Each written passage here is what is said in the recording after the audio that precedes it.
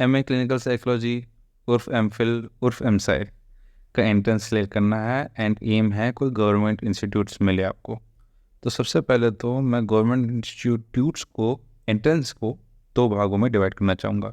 एक होंगे थोड़े इजी, एक होंगे थोड़े डिफ़िकल्ट। इजी का मतलब ये नहीं है कि इसमें एंट्रेंस क्लियर करना इजी है, नहीं, इनका पेपर इजी आने वाला है। किन किन का पेपर इजी आता है? इभास का पेपर इजी आ जाता है, NFSU का पेपर इजी आता है, CIP का पेपर इजी आता है। इजी आता है इन द सेंस कि भाई 100 मार्क्स का पेपर है ना, तो 92, 93, 94 वालों को एडमिशन मिल सकता है।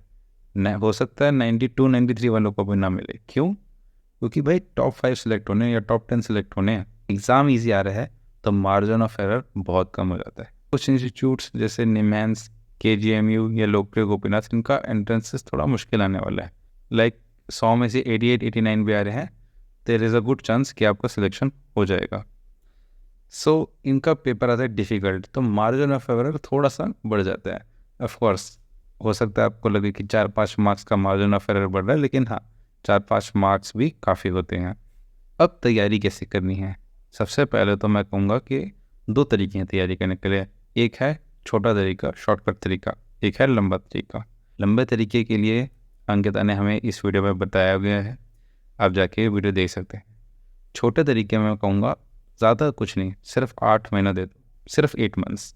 एक इंट्रो टू साइकोलॉजी की बुक उठाइए, मॉर्गन किंग, सिरेली, बैरन, कुछ भी उठाइए, कवर टू कवर पढ़ दीजिए। एक पढ़ लो क्लिनिकल साइकोलॉजी की बुक, चाहे फिश ले लो, चाहे प्रवीण त्रिपाठी ले लो, चाहे नीरज आहूजा ले लो, उठाओ कवर टू कवर, उसको भी पढ़ दो, बहुत हेल्प मिलेगी थ्योरेटिकल एंड इंटरव्यूज़ में भी। तीसरा, हर टॉपिक के नोट्स पढ़ लीजिए। मैंने UPS एजुकेशन के नोट्स पढ़े थे, बाकी पावर विद इन वाले नोट्स भी बहुत अच्छे हैं। 3 बुक्स हैं, अच्छे से पढ़ सकते हैं आप उन्हें भी। And previous year question papers जिन जिन इंस्टीट्यूट्स का मिला है कीजिए, मॉक टेस्ट भी कीजिए। पावर विद इन वाली बुक में एंड में काफ़ी सारे टेस्ट हैं, बहुत अच्छे टेस्ट हैं, मॉक टेस्ट, उनको प्रैक्टिस कर सकते हो।